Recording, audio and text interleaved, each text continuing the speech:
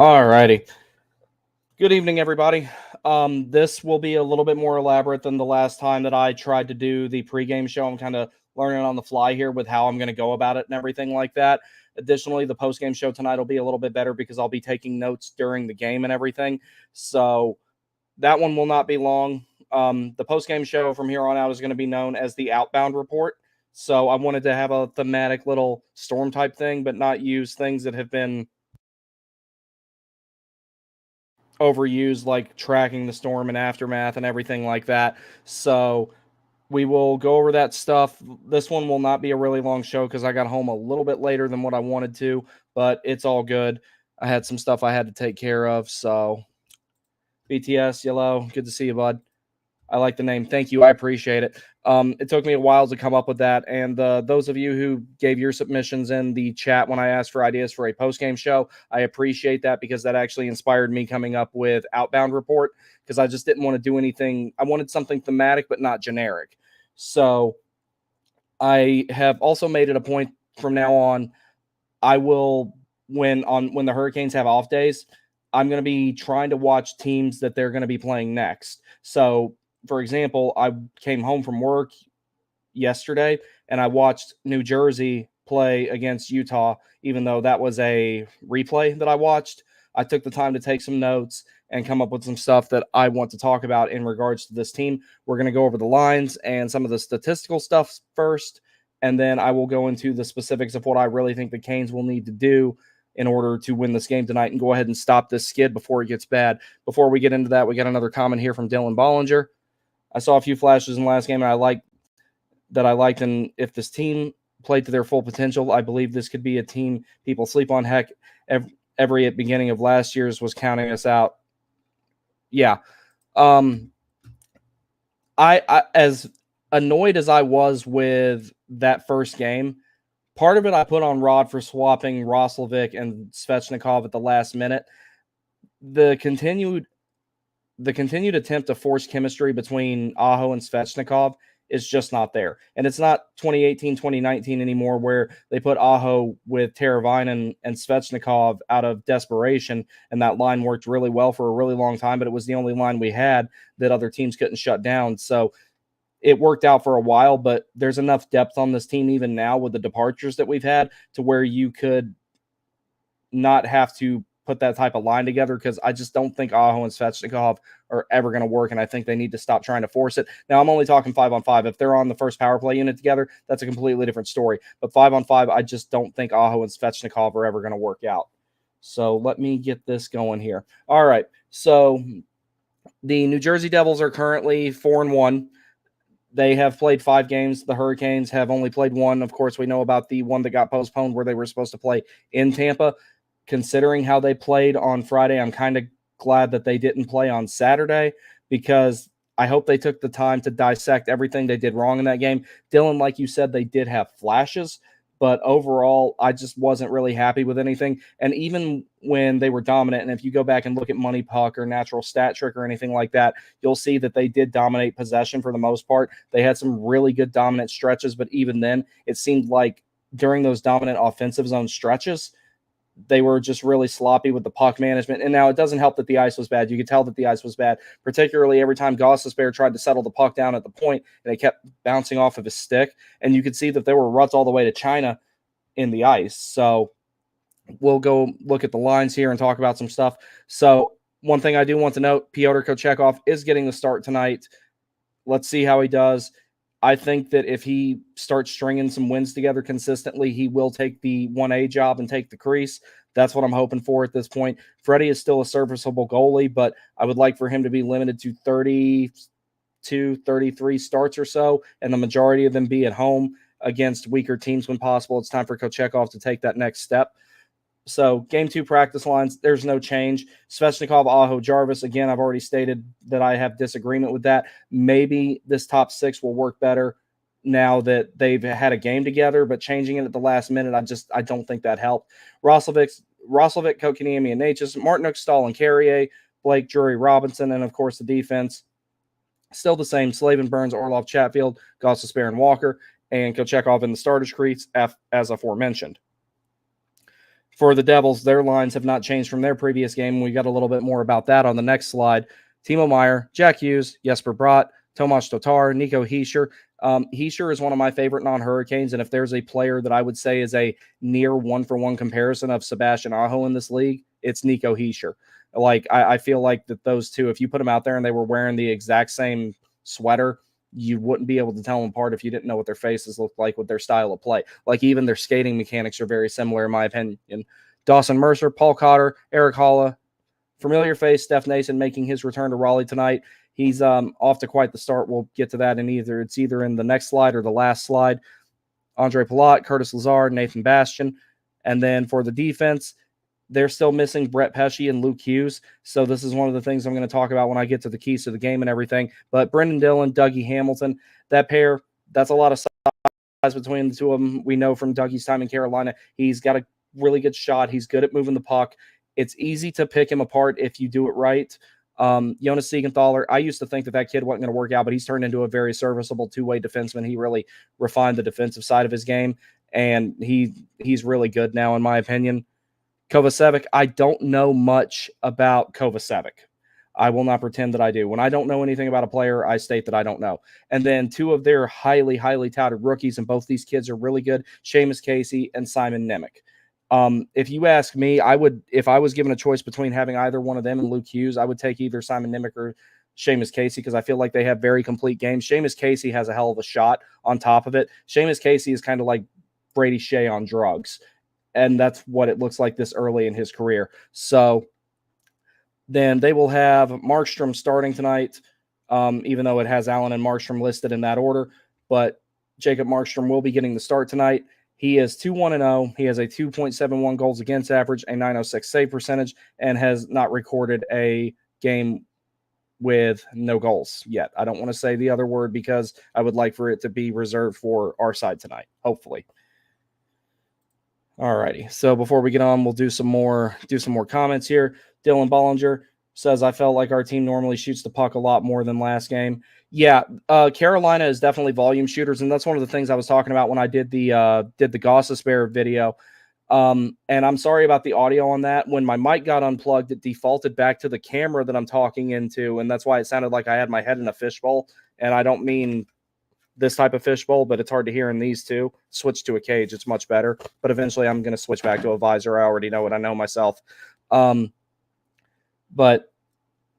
Carolina being volume shooters would be a great thing if they had more guys that could put a puck in the net at will, fit the puck in a coin slot, higher shot percentages guys. And that's one of the things that I think Gostisbehere does better than Shea. Shea is more of a sniper, but at the same time, it seems like Gostisbehere always comes out with a higher shot percentage on less shots. So that's what's funny to me about it. But we will see how all that plays out as the season goes. I'm going to revisit that topic at the end of the regular season. Let's see what else we got. Caniac Joker, Tony D'Angelo, second biggest fan, says Nason drops a hattie tonight and we lose 5-2. I don't see that happening, but I'm definitely like Steph Nason's going to play his ass off. We already know that from him playing here, and he's going to be problematic. Like, you already know that's coming. Philip McCrevis, welcome back. Do you feel that Timo has been a bit underwhelming for NJD? 52 points in 69 games played last season and minus 28. A little bit, yeah. Now, there's the potential that he will get going and everything like that, but I don't see him as being – he's not as great of an acquisition as they would have liked. He sure as hell wasn't worth what San Jose was asking for from Carolina when we were in on him. So, like, when they were asking for – I mean, granted, it's a non-starter anyway. When they were asking for Alexander Nikishin, there are very few players in this league I would give Alexander Nikishin up for, and all of them are players that will probably never leave the teams that they're on. So, and you can probably think of who I'm talking about in those regards, but even then, not going to happen. Meier has been a little bit underwhelming, but if he gets a full season on a fully healthy team, because the Devils did deal with a lot of injury problems last season, then I think that he could start making more of an impact. Minus 28, I don't put a ton of stock in plus minus, especially of players who don't kill penalties, especially if a player kills penalties, which Timo does not, I believe. And he makes up a lot of his production on the power play, and you don't get a plus on the power play if you score on the power play. So that's why I'm just kind of like on plus minus. But yeah, as far as his production, he has been a little underwhelming. So let's See what else we got here. Scott, what's up, buddy? Says, let's Lego Canes. Third down. What's up, bro? I'm guilty of wanting to see Canes switch their second and their line 2 and 3, or at the very least, give Nate just a Carrier type guy that's incredibly two-way. Because I mean, the turnovers are coming, especially. Yeah, that's true. That's one of the reasons why I would like Nate just to. He's got to refine the puck carrying part of his game. He's got all the speed and skill in the world, but sometimes he gets ahead of himself when he's carrying the puck, when he's going into the offensive zone. That's why a lot of teams will be like pressure him and try to force him to do that crazy cut to the middle stuff he does. Because if you want to deny Martin Necas entry, you don't do it at the neutral zone. You do it once he's inside the blue line because you know he's going to cut to the middle. And if you don't have guys who can keep up with him, that would be one thing. Now, inversely to having him with Carrier, I don't think that's a horrible idea. That's something I can see them trying in the event that they need to. I would actually be a little bit more apt to put him with Aho just on the speed factor. That's one of the reasons I wanted Roslovic to stay with Aho and why I feel like Svechnikov is not a good fit on that line. And that's why I would like for him to be with Kotkaniemi and Necas on a line that's got some pretty good size between all three of them, a decent amount of speed where Necas can carry the puck in. Kotkaniemi can drive to the front of the net, and we saw what Svechnikov was doing the other night. I think Svechnikov had an underrated game the other night. He had some moments where I was kind of like, what are you doing? But he also was doing those power moves, working to the front of the net, and that's going to be very, very valuable to have a guy that can actually work in tight like that, especially if he starts at the blue line, drops a shoulder, and does a power move to get to the front of the net like Svechnikov can do. The more we see of that out of Svechnikov, the more comfortable he's playing. But I'm not opposed to something like that. At the same time, though, the third line, the Jordan Stahl, Jordan Martinook, and William Carrier line, that line was probably the best one we had. And I'm not just saying that because they scored the goal. That was the only one that went out there every shift, and I was happy with what they were doing. The power play, neither unit was cohesive. The penalty kill looked off. All the lines 5-on-5 did not look good. The only thing that I felt like looked good consistently through the first game was the Stahl line with Carrier on it. So that's the only thing is Carrier's probably got enough speed to keep up with Necas, but in theory, that's not a bad idea at all. If they do try that, I can see that happening. Rod loves to put the forwards in a blender.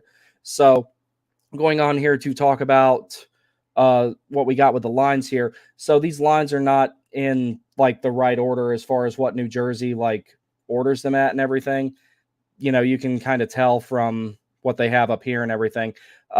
For example, Jack Hughes is not going to be on the fourth line. I know I have my criticisms of Jack Hughes, but we're going to talk about him in a little bit. He's not a fourth line player. I don't care how much you like or dislike him. So one line, or what I'm thinking is probably their second line: Eric Holla, Paul Cotter, Steph Nason. Steph Nason is off to a really hot start. He has 6 points. Paul Cotter has 4 goals. Eric Holla has 4 assists. Right now, that is their most productive line. And the other thing about it is, though, they also have a 46% expected goals percentage during 24 minutes this season, 26% expected goal percentage during 8:28 last game. Then, let's see, I don't like the order that these lines are in. I love Money Puck, but I hate it that they do it like this. When the show starts getting more elaborate, I'm going to be putting the information together in a different way. So for the second line, you have Andre Palat, Curtis Lazar, and Nathan Bastian. They had a 66% expected goals percentage. They played 13 minutes together last game, 73% goal percentage during 6:53 last game. So they really contributed in that last game. Tomas Tatar, Nico Hischier, Dawson Mercer, 55% expected goals percentage, 44 minutes together this entire season. So that line has been cohesive the entire time. And 89% expected goal percentage during 6:09 last game. The fourth line, this is a little bit out of order because Meyer's not a center, he's a winger. So Jack Hughes centering Timo Meier and Jesper Bratt on the fourth line. That's 51% expected goals percentage, 45 minutes this season, 46 expected goals percentage during 5:19 this season. So even though that line is not chipped in as much as you imagine it would, it's still a very dangerous line. So I'm going to go back to this and talk about something regarding the lines for a second. Oh, no, go back. There we go. All right, so talking about the Devils lines on an individual basis here. Meier, Hughes, and Bratt. Jesper Bratt is one of the best defensive wingers in the game, and he has a lot of a scoring touch to boot that. Jesper Bratt is someone I could see, if the criteria was enforced correctly, having multiple Selke trophies throughout his career. The guy to the middle of him does not have that problem. That's Jack Hughes. Timo Meier, as it was mentioned in the comments, a little bit underwhelming on the production side of things. But once he gets going, he makes a lot of his production. He makes a lot of his money working down in tight below the goal line. going to the front of the net, but he's also someone who can score from clean looks as well. So if you look at the little high danger area, the home plate map, if you will, in front of the crease, that's where Timo Meyer does his best work. And he's one of those guys that gets you a lot of crash and bang goals. It makes sense why he would be with someone like Jack Hughes, who is really good at transition plays. And the more time he's in the offensive zone, the more dangerous he is, whether he has the puck or not. And then you have Jesper Bratt, who is a great safety valve that can back check and make good defensive plays. When you have a high-risk player like Jack Hughes, who has plenty of speed, not the greatest defensive game, but still has plenty of speed. And then Timo Meyer, who great player, great power forward, kind of slow though. Now, when you go to the second line, this line is a lot more balanced. Tomas Tatar, Nico Hischier, Dawson Mercer. Dawson Mercer and Nico Hischier are both very defensively responsible forwards. Tomas Tatar is to a great extent as well, but those guys can combine for a lot of offense, particularly Hischier and Mercer, I think. Tatar is on the other side of the hill, as we all know, but he can still chip in plenty. Now, when you get to the third line, that's when it's going to get aggravating. Eric Holla, what's the term I'm looking for? Public enemy number one of the Carolina Hurricanes organization and fans. So him, Paul Cotter, Steph Nason, that's a line that's going to cause a lot of trouble in the standpoint of physicality. They're going to be up in your face. They're going to throw hits. And when they're in the offensive zone, they can get you a lot of greasy goals. Eric Holla, for as much as anybody can dislike him, when it comes to the defensive side of his game, he's got a really good one. He is a solid middle six center that does what he does well, and he chips in plenty of offense. He throws the physicality. He's a very irritating player to play against. And they put him with someone like Steph Nason, who is a net front specialist and someone who works really well below the goal line. And then lastly, you have Andre Palat, Curtis Lazar, Nathan Bastian, again, very physical fourth line. So this is a pretty balanced forward group. The top six is pretty good. The biggest thing to remember that the Hurricanes have to remember playing against that top line, the longer you let them stay in the offensive zone, the harder it's going to be. This top six in particular, with a special emphasis on the first line, I noticed that they had a really healthy mix of playing coast-to-coast hockey and playing north-south hockey. And what I mean by that is the Devils love to get up ice really quick. They love to generate these crazy fast breakouts, get Hughes the puck, and he works to wherever he wants to go, and then the guys on his wings find open ice and go from there. But even if you deny transition to him north and south, he can play a really good coast-to-coast game, cut to the middle of the ice and go around people and create time and space. He's one of the best ones in the league at that. As much as I dislike the guy, I will give him credit where it is due. He is a very dangerous possession player. If he's coming through the neutral zone and he has possession of the puck, likeliness is you will not deny him entry, unless your name is Jacob Slavin. We will get to that. And additionally, once he's in the offensive zone, if he does not have possession, he is really good at finding open ice and getting to a high danger area and finishing on a chance faster than you can blink. So that's one of the biggest keys, is to shutting down that first line tonight. Try and balance things with the second line, because that second line is really, really good. So that's the biggest things you have to remember. Again, this is one of those games where I feel like the Hurricanes have a pretty definitive advantage with the defense. Dylan Hamilton, Slavin Burns. I'm taking Slavin Burns all day, even if you want to say that Burnsy has lost a step. Brendan Dillon is a very good defenseman. He's very physical. That being said, if he steps up on you and you get around him and you catch him flat-footed, he's not going to catch you at that point. So that's the one thing about it. Dougie Hamilton, you can pick him apart defensively if you do it right. You got to forecheck really, really hard on them. Siegenthaler and Kovacevic. I don't know much about Kovacevic. What I do know is, as far as defensive shutdown defensemen on that team, Jonas Siegenthaler is the best one as far as a defensive side of his game. So that's one guy that you're going to have a hard time getting around. Like I said, don't know much about Kovacevic. I know a little bit about Seamus Casey and a little bit about Simon Nemec. This is where the Hurricanes need to let experience really help them with that third pair. If you can't get clean entries on them, chip pucks behind them, go to work, wear them down, beat them with experience. And from what I've seen of Seamus Casey, he's a little bit better defensively than Simon Nemec, in my opinion. I have to watch them more to know. I just have the sample size of the couple of Devils games I've got to sit down and watch this year. Now, where the Hurricanes have an advantage with the defense, I would say that all three of our pairs are better than all three of theirs when you weigh them against each other.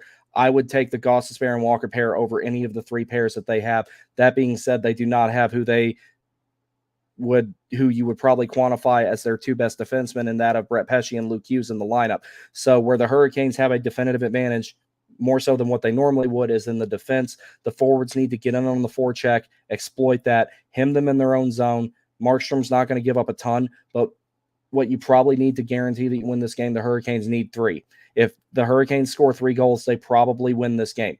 More than that, even better. That being said, the other team has the ability, that being the Devils, has the ability to saturate you with shots, high-quality shots at that, and still manage to outscore whatever problems they have. So ultimately what it comes down to, limit the chances for the top 6. If special teams become a factor in this game, which I think they will, then at that point, the Hurricanes are really going to have to dig deep and start figuring out the power play. The penalty kill was totally off the other night. I don't expect that to be a continuing problem. I'm pretty sure that's probably if I had to guess, that's the first thing that Rod addressed. Let me get a sip of water. We'll do some comments and talk a little bit more. All righty. Let's see. Let me go into which slide I'm going to talk about next. Okay, so this will actually help with the special teams talk. Dylan Bollinger says, is it bad most teams a couple of games in and we sit at 1 for a few days? It seems like everyone should be ahead of us with building chemistry, etc. Yes, that was one thing I'm going to get to in a little bit. Just hold that thought. Coconut Kyle says, working right meow, fellas. Wanted to drop in and give you a like, and let's go Canes. Kyle, thank you very much. This is a lot of the people in here are some of the first supporters of the channel, first subscribers and everything like that. I appreciate you guys so much, because now I'm getting ideas of how I want the content to be and what the subscribers like. And I have plans on building a much more elaborate pre and post game show than what I have now, but I'm laying the foundation for it at the moment. So let's go back in here and talk about the defensive pairings from the last game. Nimick and Casey, that's your third pair. I know that Money Puck has them listed differently here, but trust me, that's your third pair. First pairing, you have 39% expected goal percentage. They've played 43 minutes together, 86% expected goals percentage during 10:57 in the last game. Second pairing, the second pairing, which is actually the first pairing, that's Brendan Dillon, Dougie Hamilton. Like I said, if you're going to try and exploit one side of that, you're going to try to do it to Dougie a little bit more. And like I've said before, the whole offensive defenseman myth, people act like that an offensive defenseman never makes a good defensive play. That's just simply not true. They just play a higher risk, higher reward game. So they have more turnovers and they get burned defensively a little bit more often than a lot of other players do, i.e. Tony DeAngelo. So that pair right there, you can potentially exploit that one as well, but you really, really need to stick to trying to pick Dougie apart as opposed to Brendan Dillon because of the physicality. The third pairing, which I would actually say is the second pairing, Jonas Siegenthaler and Kovacevic. Like I said, I don't know anything about this kid. I got to do some research on him. 62% expected goals percentage during 70 minutes this season, 77% expected goals during 10:02 last game. So Carolina has the advantage with the defense. If the forwards can return to form, they're going to pick apart half of the first pair, all of the third pair, and half of the second pair, so that way they can have a definitive advantage there. If Brendan Dillon and Jonas Siegenthaler are not having a good night defensively, the Devils can get picked apart as far as their blue line goes. But the other thing with these guys to remember, they move the puck up ice quick, like I was saying. They play really good north-south hockey, and that's what's going to make it a little bit difficult for the Hurricanes in regards to dealing with all these guys that are really good at moving the puck. Now, power plays. Jack Hughes, Dougie Hamilton, Jesper Bratt, Nico Hischier, and Timo Meier make up the first power play unit. That is a very dangerous power play unit. Jack Hughes, I've already elaborated on what he's capable of, but when he's in a sustained offensive zone situation like a power play, he becomes much, much more dangerous, and it seems like the longer you're in the offensive zone having to deal with him, the more of a problem he can cause. Dougie Hamilton, he would be quarterbacking that power play, and he's got quite the shot velocity, and we saw that here when he was in Carolina, but he's got a healthy mix of being able to walk the blue line and make a more well-timed shot, shoot it low to try and shoot for a rebound. He's not just strictly a guy who goes for heavy shot velocity. Jesper Bratt, very, very well-rounded game. Like I said, very complete player. Adds a little bit of a defensive element to that power play just in case you need somebody to jump back real quick and prevent, a break the other way, but also really good at managing the puck, really good at finding open ice, really good vision. Nico Hischier, like I said, basically he's Sebastian Aho if he wore a Devils sweater. So all situations guy. And then lastly, Timo Meier, who is primarily going to work in and around the net, down below the goal line to try and create opportunities, put greasy pucks in the net or work his way out to the front of the net do those little pop-out plays and try and put the puck in the net himself. You have a lot of scoring threats on that. Now, for the second line, kind of the same thing. Steph Nason, we saw what he did here with Carolina. He's an excellent net front guy. He's someone you don't have to pay a whole lot of money to do a whole lot of work. So this is where I kind of worry about the whole man-on-man defense during the penalty kill and leaving a guy in front of the net the entire time. And then, of course, Eric Halla, he's got pretty good vision. Like I said, you can dislike the guy all you want, but there are certain things he's good at. Dawson Mercer, Tomas Tatar, Seamus Casey. Seamus Casey quarterbacking that power play. When I was watching him do it the other night, he's pretty solid at it, and he's only going to get better. The first unit and the second unit are not close, in my opinion. The first unit is significantly better, at least on paper. I know that they're not clicking yet based on another tweet that I saw. I will actually read that real quick because I forgot to put it in the slides. Where'd it go? So on the Devils power play, Christy Flannery, I believe I'm pronouncing that right. She says the New Jersey Devils first power play unit, Dougie Hamilton, Nico Heischer, Jack Hughes, Jesper Bratt, Timo Meyer, spent a lot of time working together this afternoon. The group was also on the ice at the practice rink before things got officially going underway at the main rink. So that's why I think that you really got to look out for that first unit, but the second unit is nothing to sneeze at. New Jersey has a definitive advantage, I believe, in the power play units just on paper alone. Now, if you're talking about chemistry, I don't know, but I would still have to give New Jersey the edge on that. So let's see. That is the end of the slides. So I'll go into some more detailed thoughts here, answer any more comments, and then I'll be getting ready to go watch the game because I wanted to run a 5:30 to 6:30 show, and it just wasn't going to happen. So here's the whole things about it with the Canes and what they're going to have to do to win this game tonight. First things first, make advantage of all the time that you can get in the offensive zone. While New Jersey may not have the greatest team defensively, they do have a lot of hardworking guys that will get back, and they break out very, very quick. If New Jersey does manage to get possession of the puck, they fly the zone very quickly. They will get it up ice quickly. One of the best things you can do is deny entry, deny transition, and all that type of stuff. Prevent New Jersey from having as much time in the offensive zone as possible. When New Jersey is in the offensive zone, don't let them stay there long, especially if it's the top six out there, especially if Jack Hughes is out there. If you limit those opportunities, then Carolina more than likely wins this game. So that's the biggest differences here is Carolina's going to have to return to form defensively. I don't foresee special teams being a huge factor unless it's really penalty heavy either way. But New Jersey does have what appears to be a pretty definitive advantage in the power play units. That is top and bottom both. So we will see if the Hurricanes can get the special team stuff going because, quite honestly, last game they were not good enough. And not to mention, let's see, the penalty kill percentage with the Hurricanes right now is 66.7 because Kucherov scored one power play goal on the three attempts that Tampa Bay had. So, small sample sizes for both teams at the moment, but that's a trend that needs to just go ahead and stop sooner rather than later. So, to summarize, do not let New Jersey spend a lot of time in the offensive zone. Deny transition, deny entry. The best place to keep Jersey is in the neutral zone or in the defensive zone. The less you let them into the offensive zone cleanly, the better. That goes for most teams, but that especially goes for this one with a lot of the players that they have. You will have plenty of time in the defensive zone against this team. I think Carolina will have a lot of sustained offensive zone pressure against New Jersey. They have to make the most of it. If they can manage to do that, then everything will be good to go. So that's all I really think that they have to do in regards to that.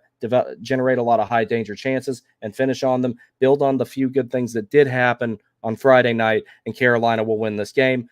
Particularly, try to exploit the third pair, get favorable matchups against New Jersey's third pair. Forwards-wise, I would say that this is relatively balanced from the second, third, and fourth line. I'd say they're pretty evenly matched, but I would say the first line is a little bit better than Carolina's first line, but I also would rather swap Roslovic and Svechnikov and have an even distribution in the top six, and at that point, I think that would tip the favor in Carolina or tip the favor towards Carolina in regards to overall forward depth because you're not going to beat that first line with a first line on first line matchup. If you do, you need to spend more time worrying about defending against them and let the offensive opportunities create themselves. So I'm going to get to the last comment here, and then I'm going to get me another liquid death.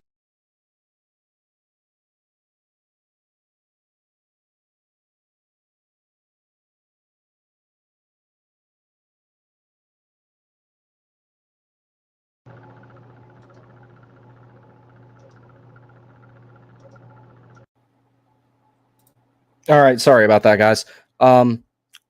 So let me see. We got a comment here from Dylan Bollinger. Why does Valley Sports do this to me? The screen is black, but got sounds. This ain't the first time. I don't know. If I see that here shortly on ESPN Plus, I'm going to be kind of pissed. I can promise you that. Like, I've had a good day, got my head shaved, like it's all nice and shiny. You know, got my beard trimmed. I'm getting ready to go to Pittsburgh on Saturday. I just want to sit down and watch the damn game. So hopefully that problem does not happen to me and it's resolved for you very, very soon. So I think that that's all I got. And like I said, so just to talk a little bit about what I'm going to be doing with Landfall Live going forward, or Landfall Hour Live going forward. Um, Eventually, what I will do is I will have a much more detailed table talking about each line that the Hurricanes would be facing that night, or at least most of them. And I will have a side by side goalie breakdown, and I will do a comparable player on games that I have time. That'll mostly be on the games that are on the weekend or when I get home earlier in the day. So it will become a much, much more elaborate show over time. And I appreciate you guys dropping likes and sharing them and everything like that. And, go ahead and share this if you want to, like, so people can see it retroactively. So that way they can decide if they want to watch the show or not and everything like that. So I'm going to try and make it much, much better. I will try to do a pre-recorded show for the game on Friday. Since I will be there, I won't be able to do one. So, guys, thank you very much for joining me. I really, really appreciate it. And I will do a quick outbound report after this game. That one will probably just be me talking about my written notes and going through comments and everything like that. Again, outbound report will become more elaborate over time. So, guys, thank you very much. Let's go Canes. Let's have a good night. Let's wash Friday off because that was not good. They've got a few good things to build on, but ultimately they do got some work to do, and I think it really starts tonight. So thank you very much. I appreciate it. Y'all take care. I'll see you after the game. One more comment. Tim Mason says, great analysis. Thanks. Thank you, sir. I very much appreciate it. Oh, additionally, and I got told by another friend of mine who does YouTube stuff that to start saying this more, but like, I just also want to make it abundantly clear. If you don't have it, don't donate it. If you can't spare it, don't do it. But I do have a donation page on Buy Me a Coffee. The link is in the description on YouTube, and it's probably listed somewhere on X. If you feel the need, or if you're so inclined to donate, I appreciate it. Please do not do it if you don't have it, because I know times are hard right now. So you guys have a good night. I will see you all after the game.